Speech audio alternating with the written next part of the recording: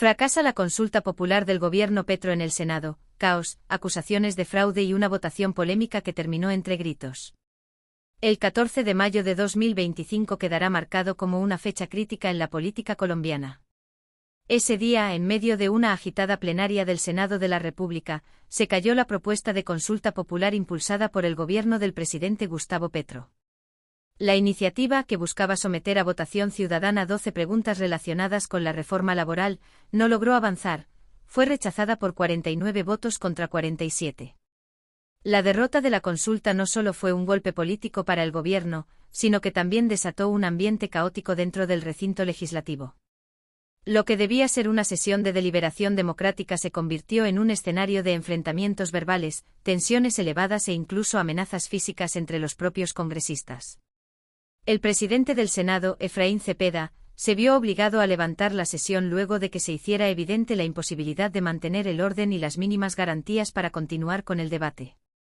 El caos se desató cuando, tras la cerrada votación, varios senadores oficialistas acusaron al presidente de la corporación de haber cerrado el registro antes de tiempo, impidiendo que se contaran todos los votos que habrían podido revertir el resultado. El incidente más grave fue protagonizado por el ministro del Interior, Armando Benedetti, quien tuvo un fuerte altercado con varios congresistas de la oposición. Según varios testigos, Benedetti estuvo a punto de llegar a los golpes en el salón elíptico, situación que fue contenida solo gracias a la intervención de otros parlamentarios. La tensión fue tan alta que incluso el secretario de la presidencia del Senado debió salir del recinto bajo escolta, por razones de seguridad. Benedetti no tardó en reaccionar en redes sociales.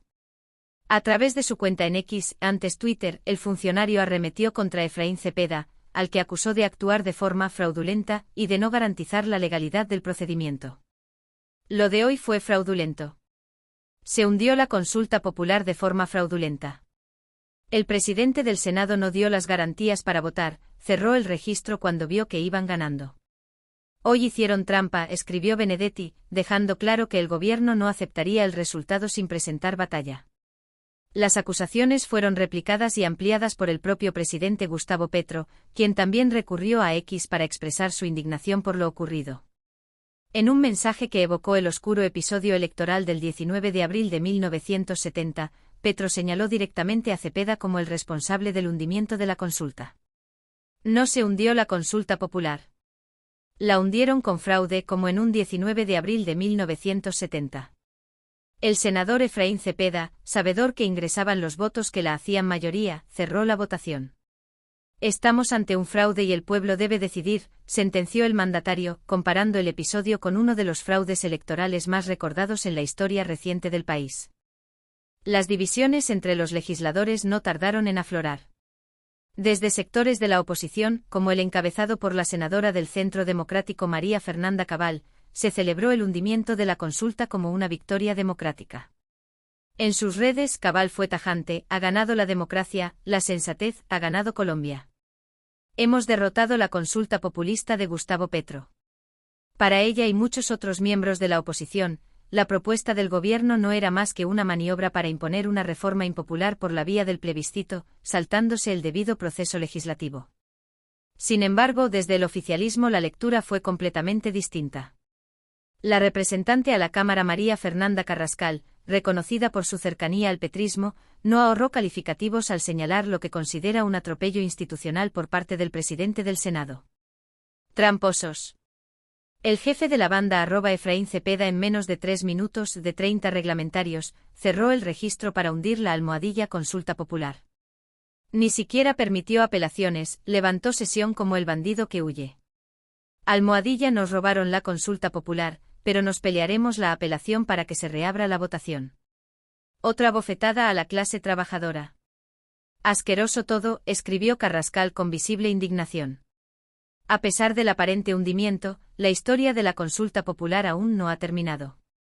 Poco después del escandaloso cierre de la sesión, varios congresistas oficialistas impulsaron un recurso de apelación que, sorpresivamente, fue aceptado por la plenaria del Senado. Con una amplia mayoría de 68 votos a favor y apenas 3 en contra, se aprobó el recurso presentado por el senador Fabián Díaz del partido Alianza Verde, con el respaldo de los senadores Ariel Ávila y Pedro Flórez. Esto significa que la propuesta para someter a consulta ciudadana la reforma laboral aún tiene una oportunidad de revivir.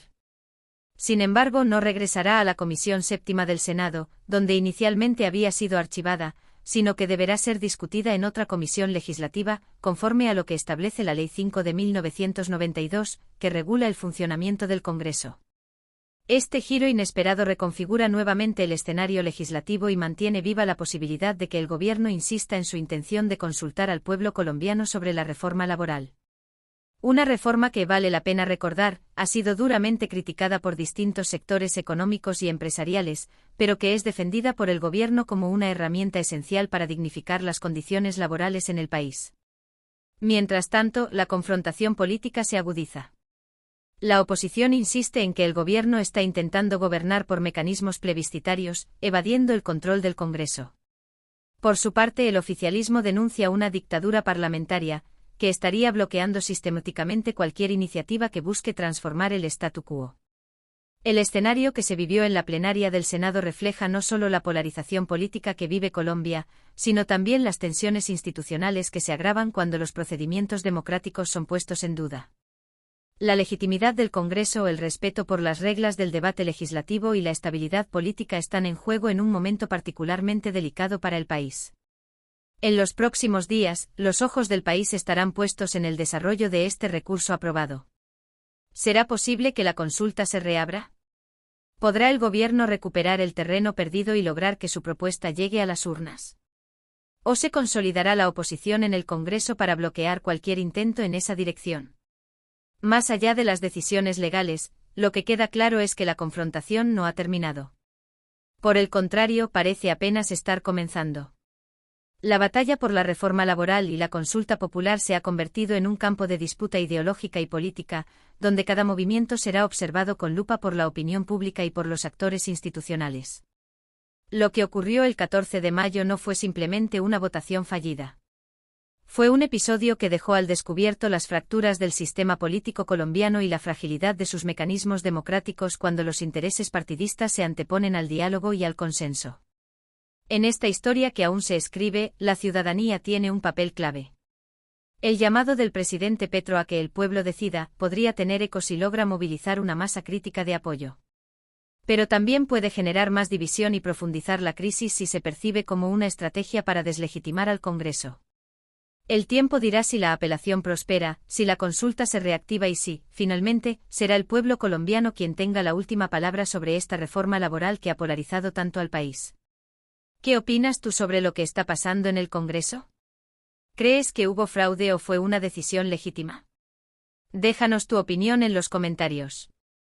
Y si quieres seguir al tanto de los hechos políticos más relevantes de Colombia, no olvides suscribirte al canal y activar la campanita. Tu voz también cuenta en Voces del Poder.